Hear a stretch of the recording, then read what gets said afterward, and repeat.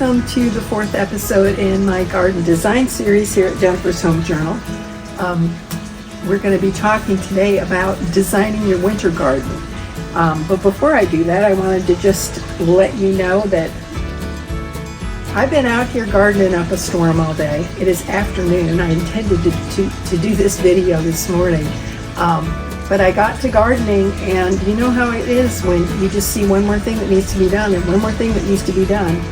So I cut back so many plants and carried out so much stuff to the curb. Things are still a mess around here. This week I had my yard guys take out 8 boxwood that I had back here that had blight, so that I could replace those later on this fall. So things aren't looking their best, but that's okay because we have things in progress, and that's the way it always is in a garden, right? So I'm not here to show you the best garden in the world. I'm here to show you my garden and my ideas about gardening. So this episode is about the winter garden, and I'm going to tell you a little bit about why we're going there. As you know, I learned most of what I know about gardening from my mom. Her name is Joan Elizabeth Kidd Young, and she was my gardening mentor, and she was my gardening buddy. She spent a lot of time with me in this yard before we did this renovation. I would come home sometimes from work and find her back here working and weeding and just doing things because it made her feel good. But my mom always said that when you're designing a garden, that you plan your winter garden first. And the reason that she said that is because your winter garden really provides the bones of your garden. That is the garden it's going to provide the backdrop for everything else that you do all year long. So that's what we're going to be talking about today. When you're designing a garden, when you're designing a landscape, a yard, you really have to be thinking about what is this going to look like in the winter when I don't have any of those perennials blooming, and when the trees have all lost their leaves, and what is it that's going to give us color, and what's going to provide interest, and where are you going to get that shape and form that's so important in the garden. So this is really kind of an interesting take on garden design, because most of us, when we think about designing a garden, we start with spring. We think about spring, summer, fall, and then winter, right? Because in the spring, that's when we plant everything. So we're thinking about this succession of what's going to bloom in the spring, what's going to bloom in the summer, what's going to bloom in the fall, and making sure that we have this succession of color in our gardens throughout the growing season. The thing is, though, that when winter comes and all of that stuff dies back, if you haven't thought about your winter garden, then you're left to sit inside and look out at this forlorn landscape that doesn't do anything for your soul. And then you sit there and you pore over seed catalogs and wait until the weather comes back, and so you can start it all over again. What we're going to talk about today is how do you use color, form, and structure in the winter garden to make that backdrop for the rest of the year, right? And so that when the leaves fall off the trees, when the first frost, hard frost comes and wipes everything out, and all you're left with is a big mess that you have to clean up and cut back everything and carry it to the curb. That after all that happens, you still are left with a garden that's beautiful, even in the snow, even in the cold, okay? So that's where we're gonna go today. So as I said, this is our 4th episode. And in this episode, we're really going to kind of bring together a lot of the things that we talked about in episodes 1, 2, and 3. So just to review, and if you haven't watched those episodes, I would encourage you to, or you can go to my blog site at Jennifer's Home Journal, and you can read the blog if you'd rather. But with those episodes in episode 1, I encourage you to think about 5 things before you ever put a shovel in the ground. And the 2 most important, I think, are about, thinking about what do you want to get out of this garden? What is it that you want this garden to do for you? And the second is, how much of you do you want to invest in this garden? Because gardening is not a spectator sport. There is no such thing as a carefree garden. And we don't want people putting things in and then just wearing out on them and going, I've got garden fatigue and I can't do anymore. And then, you have this space that's a mess. So that's a really important consideration. In episode 2, called Garden Design One Room at a Time, I encouraged you to think about the different spaces in your landscape as rooms, physically and functionally and conceptually, and to really think about how do you want them to function, and then how will you build the walls of those rooms in episode 3. So in episode 2, I felt like, gosh, you guys really liked that episode. It was very popular.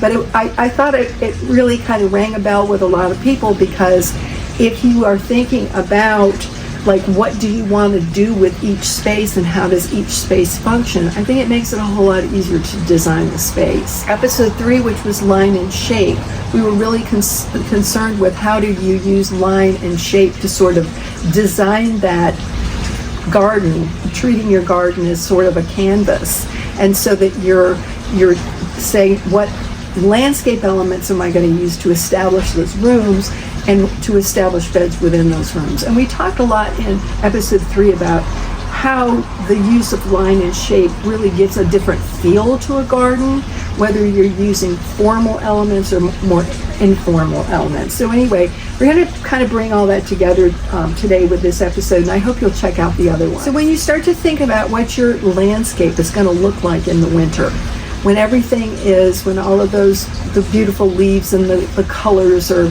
so much more subdued because there's so much less in the garden, I want you to start thinking about, like, what are the colors going to be in the garden, and where are you going to get that color pop that makes us all happy. The second is about form and structure, about how you are going to be using here, like, the form and the structure of plants, and here I'm talking more like silhouettes. And then the third thing is, how are you going to use the different points of interest in your garden and the different landscaping elements, like my walkways, like the brick wall and that kind of thing. How are those going to reveal themselves in your winter landscape? Okay, so let's get started. Let's talk first about color. And to do this, I want to take you around and show you some plants in my yard and talk to you about what these plants do in the winter in my landscape when all the leaves fall off the trees. I'm going to start back here by the entrance to the way back. And of course, this is a beautiful, beautiful boxwood specimen. It's the only one I didn't have torn out because it is healthy. It doesn't have blight.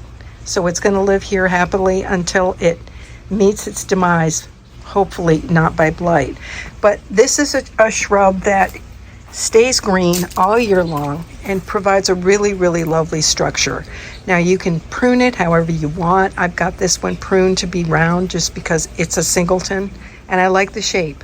But you can prune them into squares, you can prune them into elephants if you want, but boxwood is a really, really good option.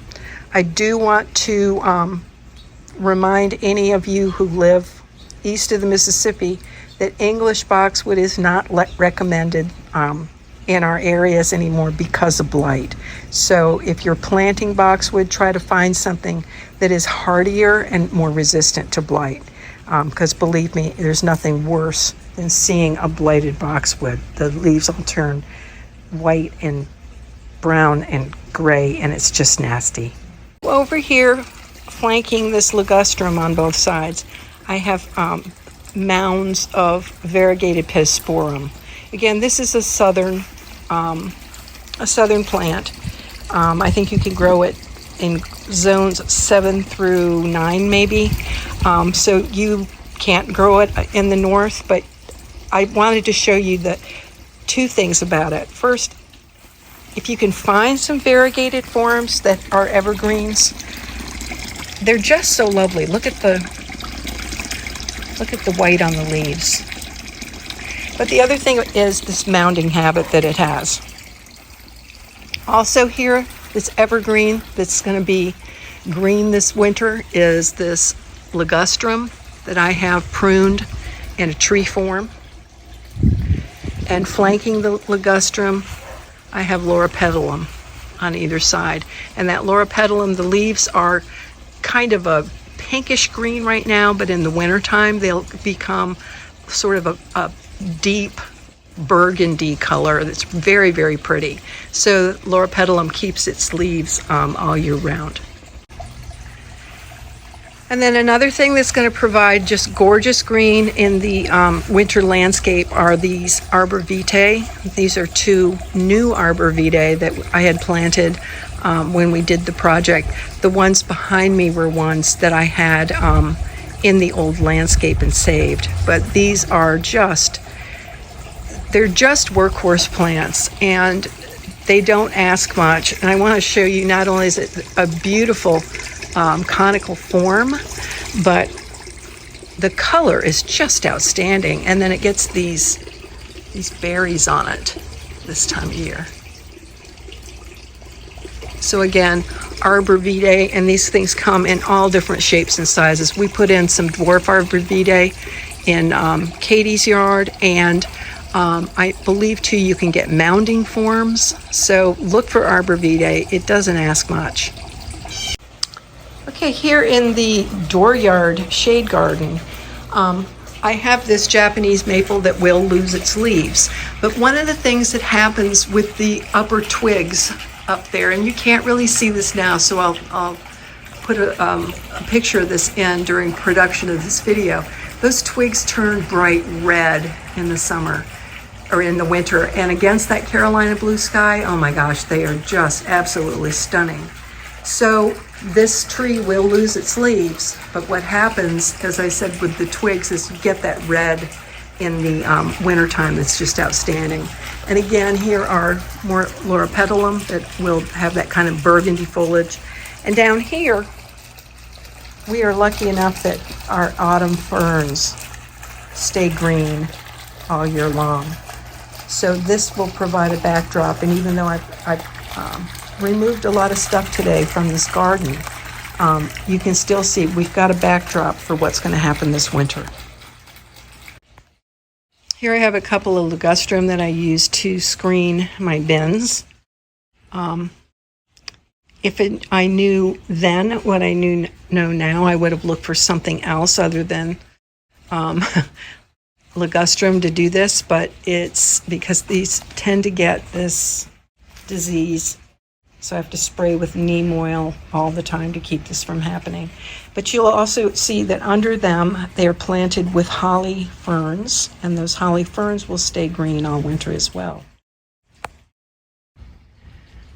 Camellias. Oh my goodness, I can't say enough good things about camellias. I've even got a couple that are blooming over here in September. Can you believe that? But look at them budding up. These have this shiny, gorgeous, shiny green foliage that they keep all year long. And then around in February, January, February, March, we get these gorgeous blooms, pink and white, and just, they're so pretty. This time of year, what we have more often is the this fruit, but you'll see that they're budding up. And these are several different kinds of camellias.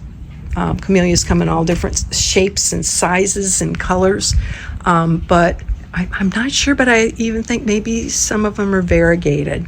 So look for camellias if you can grow those in your area. They're just a real workhorse plant. Okay, up here in the front room, a little hedge of boxwood will stay green all year. And these gardenias will also. I have to tell y'all, I'm just not a fan of gardenias. I know people love them and they are gorgeous when they bloom, but I'm not a fan. They do this too much, that right there. And I don't know how to get rid of it, but one of the other things I wanted to point out is that in your winter garden, your furniture, this is my front porch, your porch furniture can continue to lend that pop of color. So include that in your thinking. This is my neighbor's magnolia tree. It's quite the wildlife habitat. Yes, it's messy, but I absolutely love it. I love the green, shiny green foliage. Not crazy about all the leaves it drops into my yard, but I wouldn't be without it. I actually spent about 4 years going next door and watering that tree with their water to keep it alive when the house was empty. So obviously a lot of the things that I'm using in my landscape are the kinds of things that grow well here in South Carolina. I'm in zone 8B, and we're kind of a subtropical zone. And so there are a lot of things that I have here that aren't going to work for you if you live in Indiana, or you live in Michigan, or if you live out in Nebraska. So you're going to have to look for the plants that work well for you. I will tell you that in those places there are a lot of trees and a lot of shrubs that you can grow that I can't. And so it's not as though, these principles aren't going to work for you. The principle is the same. Whatever it is that you're trying to achieve, make sure that you achieve it in your winter landscape first, and so that winter landscape serves as that backdrop. So be thinking about what can you do, what plants can you use where you live to provide that color in the winter. And there's two things I would recommend that you do. The first is to do a nursery crawl. When we were getting ready to do to plant Rich and Katie's privacy bed, I went out one day while Katie was at work. I went out to every nursery in the area and just looked to see what was available and took pictures of everything that I could find, and also took pictures of the hang tags. And then I came home and I cross-checked with online nurseries to make sure that what I was reading about, like that this is appropriate for the zone that they're in, that it wasn't disease, that it was disease resistant, that kind of thing, that it wasn't an invasive plant. So I did all of that homework, both by driving around to nurseries and looking online. I recommend you do the same thing. Drive around to your nurseries and look. Don't get talked into buying anything just yet. Just look and take pictures and think, and take a lot of notes. The other thing that I recommend that you do is take a drive. Drive around and look at some of the plantings in people's yards that you like, and see if you can figure out, what is that tree? What is that tree? What is that shrub? Because those things you can replicate in your yard too. So while you can't use a lot of the plants that I showed you here today, there are other plants that you can use that you will like, that are going to provide that beautiful color in your winter landscape. Okay, so the next thing that we want to think about is form and shape. It's that idea of silhouette in the garden. And so you can see what the silhouette of that Japanese maple over there is. And as it turns color, is going to turn a brilliant red and then drop its leaves onto the green grass, and it's going to look like Christmas. It's just gorgeous. But when it drops its leaves, it leaves a really gorgeous form of the tree. So you can see that I've kind of pruned out the middle of it, and so that those branches are open. It's really a lovely form. And the same thing is true of this Japanese maple. I've pruned it out the middle, and so that it, really shows those branches and how those branches are, when it loses its leaves, it's still going to have a gorgeous form. Okay, this is another Japanese maple, and it will lose its leaves as well. It's a dwarf, and you can kind of see how the branch structure in there is going to provide some interest, especially against all of this evergreen here and the evergreen of the Fatsia. And now we come to this guy. This is my weeping redbud. And when it loses its leaves, it looks like a sculpture. It is so cool. So it will be bare against that, against the brick wall of the house. But the form of this, its weeping form, is just really, really okay. So let's talk about this ligustrum again. This is, I'm just a big fan of tree forming some shrubs. And this one came to me, it was a mature tree form when it came to me, but it was only probably about 6.5 feet tall. It's a good, 12, 15 feet tall now. But what I've done over the years is to encourage it to go up by not pruning the top so much, just like pruning off the parts that get scraggly, and then pruning off what's going on down here and so that we get this sense of these kind of fingers reaching up against the brick wall. And isn't that interesting, the way that works? So I've done that with the ligustrum. I've also done it with the loropetalum. And one of the reasons that I've done it is because I love that brick wall. I love the brick. And I just couldn't stand the idea of covering it up. So when these were first put in, they grew up, and as they grew up, I was like, what do I want to happen here? And I just decided I wanted the privacy that they would provide above the fence, and so I tree formed them. So this is my crepe myrtle that's back here in the shade garden. And one of the things that I love about crepe myrtles is the bark, the color of the bark, and the way that these look in the wintertime. One of the things I don't like about crepe myrtle is that they are so messy, and this one is no different. So right now it's dropping all kinds of seeds on us as the squirrels get up there and eat the seeds, because the seeds are edible. And when it blooms, it rains flowers back here. But isn't that a gorgeous tree? And it provides us privacy over the fence. We have an apartment with a lovely little screen porch that overlooks our backyard. So it just gives us a little bit of privacy.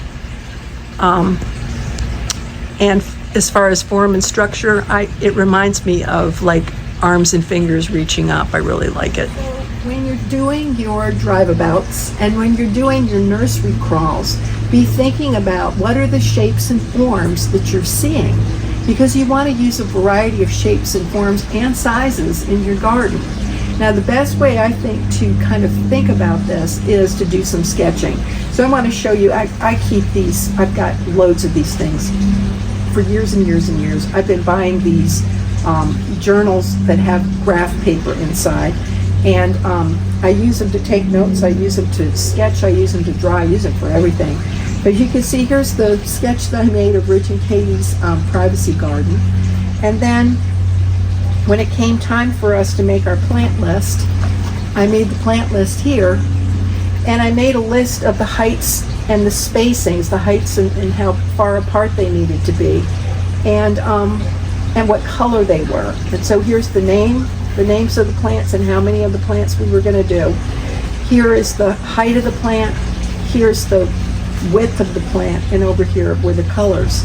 And then when we were trying to get an idea for shape and spacing, I actually did this. I just sketched out the silhouette of each of the plants that we were going to use in the garden, so that we could kind of see not just like when this tree is fully grown, or when this shrub is fully grown, or when this plant is at its height, how high is it going to be, and how big is it going to be, and what shape is it going to be. So I encourage you to do the same thing. And I mean, if you know that something is, this is an arbor vitae, it's kind of conical, it doesn't have to be perfect, y'all. Just, sketch it out. So think about the shapes and the forms that you're seeing on your nursery crawl. Take a lot of notes and sketch things out once you figure out kind of what you want to put in your landscape. Okay, the last thing I want to talk about is the hardscaping that you have, and how the hardscaping, whatever it is that you have in your yard, is going to provide structure as well as points of interest in your garden. So in the winter landscape, this pathway, of course, is just like such a feature. The way that it winds around and winds through everything. But other features that we have and points of interest that we have include my fountains that stay online all year long, except when it gets really, really cold, then I have to take them offline. Other points of interest would be pots that I plant. This is a pot that I planted over a year ago. You can see it's got perennials in it. It did have a winter green. This winter green died out, so I'm going to have to replace that. But I'll replant my pots to have some winter colors, so I'll probably put winter green back in that. in that one and in this one as well. But I like to plant my pots with a combination of annuals and perennials, because that way every season you're not having to replace everything. Here's another point of interest in my winter landscape is this fountain that I repurposed a pot and used some leftover gutter material and this little leaf thing that I found at Home Depot. And this is a fun piece. It's a weather vane on a stand. I bought this thing, gosh, probably 35 years ago, and I've hauled it around from one house to the next, but I just love it. I love the patina. I love the way it looks. I've used it in lots of different places. I just feel like it works well. Okay, and once again, points of interest. In the winter landscape, things that you have like brick walls and brick columns and gates and that kind of thing really, really stand out because of the fact that there isn't things like that to catch your eye. But let's take a look at this, because I've tried to make these more permanent plantings. That Fatsia, as I said before, is going to stay green all year. And then what I've done here is I've planted these with perennials and annual pop of color. And so here we have the creeping Jenny that'll stay right through the winter. I just need to I can't remember the name of it. There's a perennial grass in there.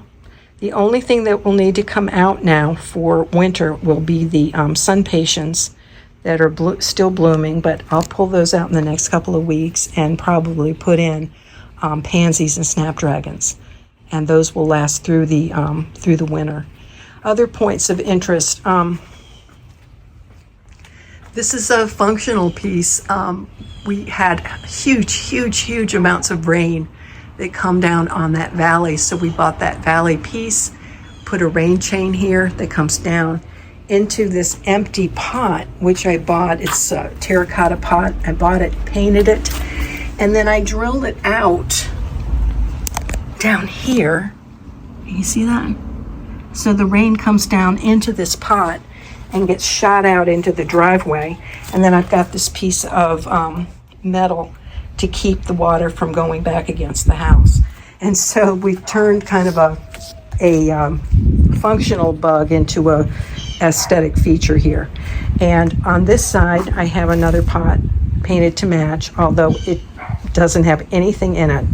It's just a pot, and I wanted it to be symmetrical. So I got two of them, painted them to match, and there they are. So obviously when you start thinking about man-made points of interest, and you start thinking about things like fountains and planters and statuary and all the rest of this stuff, you could go nuts and you could go broke. I don't recommend that. There are lots and lots of things that you can do that don't cost a lot of money. So go to salvage yards, go to secondhand stores. We have a place here in town called Carolina Salvage, and they have a lot of really inexpensive things that you can take and repurpose and use outside in the yard. So think about those things, and also think about things that you might have, like I've seen people take old beds that aren't, old wooden beds that aren't any good anymore, and use the posts on them, or using parts of chairs, or using a chair as an interest point. There's a butterfly over there, a swallowtail. It's gorgeous.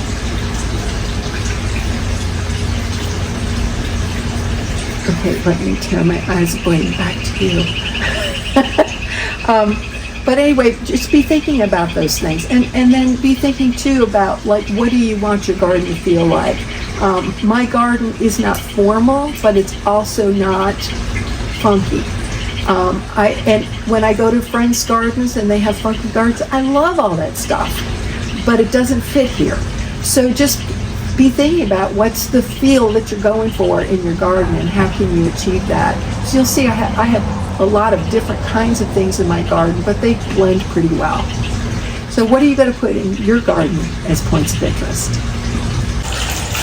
It got so bright out there, I decided I needed to move to a shadier place to finish this up. So in closing, I wanted to tell you a little bit about this book. that my gardening friend Susan Hitchcock lent to me. Now, Susan is an incredible gardener. She knows a whole lot more about gardening and gardens and gardeners than I will ever hope to know. And I really appreciate her lending me actually a stack of books. This one is called Two Gardeners, A Friendship in Letters, between Catherine S. White and Elizabeth Lawrence.